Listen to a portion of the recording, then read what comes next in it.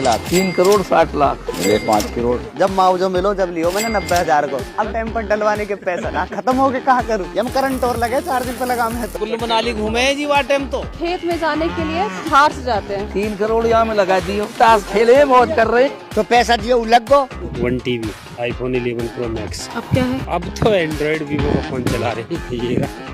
School यही है, addition में जाता हूँ। जेवर का सबसे बड़ा स्कूल है। पैसा खत्म हो गया, गाड़ी बेच दी और मुआवजा दिया जाए जब गुजार। हजारों किसानों के हाथ में करोड़ों रुपए आए और 5 साल बाद वो फिर से रोड पर आ गए। ये कोई फिल्म की कहानी नहीं है, ये उत्तर प्रदेश के जेवर का सच है। एशिया का सबसे बड़ा एयरपोर्ट कहलाने वाला नोएडा इंटरनेशनल एयरपोर्ट, इसके लिए सरकार ने 7,000 से ज्यादा किसानों को 8,000 करोड़ से ज्यादा का मुआवजा दिया था। किसी को 2 करोड़, किसी को 5 करोड़, किसी को 10 करोड़, 50 से 60 किसानों को तो 5 करोड़ से भी ज्यादा मिला और कुछ की तो रकम 20 करोड़ तक पहुंच गई थी। और फिर क्या हुआ? हरमिंदर सिंह एक आम किसान, जब उसके फोन पर 2 करोड़ का मैसेज आया तो वो बेहोश हो गया और पूरे हफ्ते बुखार में पड़ा रहा। होश आया तो सीधा खरीदारी शुरू कर दी, लग्जरी कार, बड़ा घर और हाथ में लेटेस्ट आईफोन। और वो अकेला नहीं था, इस्माइल खान ने थार खरीद ली। और वो क्यों? सिर्फ इसलिए क्योंकि उसको थार से खेतों में जाना था। और अब हाल ये है कि उसमें पेट्रोल डलवाने तक के पैसे नहीं है। मोहम्मद कैफ ने 90,000 का आईफोन खरीद लिया और अब उसे ठीक भी नहीं करा सकता। किसी ने कुल्लू मनाली, किसी ने गोवा, किसी ने कहीं तो किसी ने कहीं की ट्रिप लगाई। किसी ने अपने बच्चे का जेवर के सबसे महंगे स्कूल में एडमिशन करा दिया और किसी ने तो बिना सोचे समझे ऐसी जगह जमीन खरीद ली जहाँ का कोई फ्यूचर ही नहीं था, सिर्फ इस उम्मीद में कि शायद ये जमीन भी सरकार खरीद ही लेगी।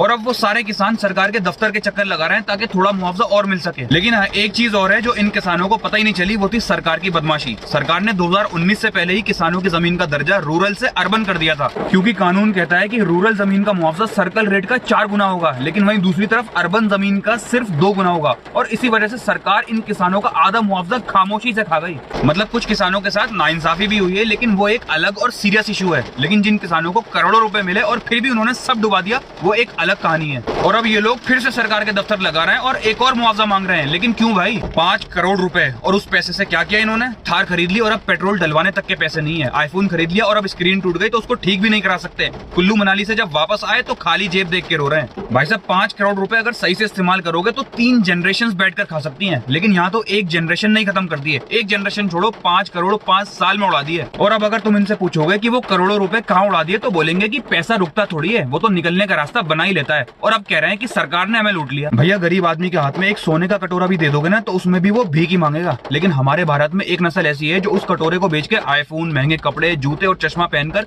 फिर से उसी फुटपाथ पर दिखेगा।